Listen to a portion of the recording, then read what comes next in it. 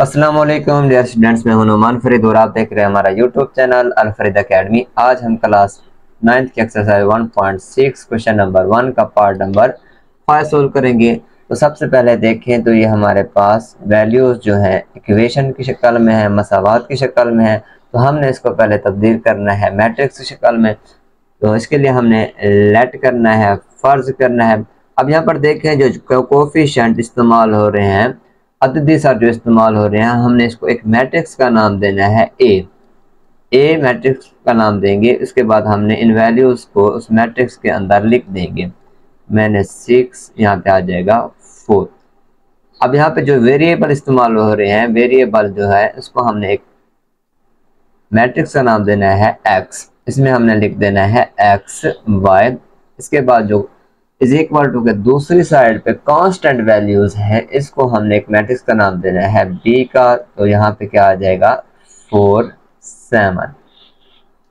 अब इसको अगर हम लिखें तो इस तरह से बन जाएगी a x is equal to b. क्या कि पहले हमने ए मैट्रिक्स निकाला, फिर उसके बाद हमने एक्स वाला मैट्रिक्स निकाला, फिर उसके बाद बी मैट्रिक्स को निकाला। अब इसमें देखिए तो ए एक्स के साथ मल्टीप्लाई हो रहा है, तो इज इक्वल टू के दूसरी साइड पे क्या हो जाएगा, डिवाइड हो जाएगा। क्या हो जाएगा, डिवाइड। अब हमें पता है जिसकी ताकत कुछ नहीं होती उसकी ताकत क्या होती है, एक होती है। तो ए जब ऊपर जाएगा तो यहाँ पे आ जाएगा ए की पावर -1। पावर क्या हो जाएगी, नेगेटिव हो जाएगी।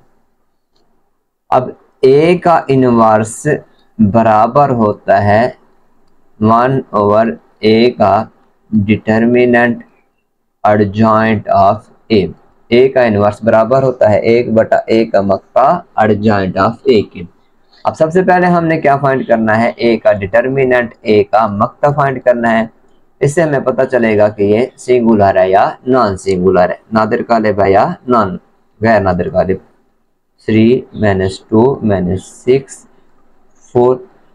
अब यहाँ पे देखें तो सबसे पहले हम डायगोनल एंट्रीज को मल्टीप्लाई करते हैं, वतरी अरकान को ज़रब करते हैं। तो क्या आ जाएगा 3 × 4, दरमियान में -6 × -2।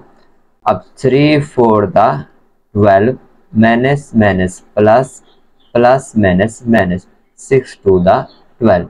तो इज इक्वल टू ये किसके आ जाएगा, 0 के इक्वल आ जाएगा। अब क्योंकि हमारे पास मैट्रिक्स ए का डिटर्मिनेंट जो है वो 0 के इक्वल आ गया, अगर ये 0 के इक्वल आ गया है तो ये होगा सिंगुलर नादिर कालिब। जब कोई चीज़ नादिर कालिब में आ जाए तो उसका हम इन्वर्शन मेथड से हल करते हैं, ना ही हमने उसको क्रैमर मेथड से हल कर सकते हैं। तो इसलिए हमें लिख देना है hence solution is not possible, पास हल मुमकिन नहीं है, इसका हल मुमकिन नहीं होगा। उम्मीद है कि आज का लेक्चर आपको समझ आया होगा। अगर आप चाहते हैं हमारे आने वाली वीडियोस आप तक पहुंचती रहें तो आप हमारे चैनल को सब्सक्राइब करें, दोस्तों के साथ शेयर करें। अल्लाह हाफिज़।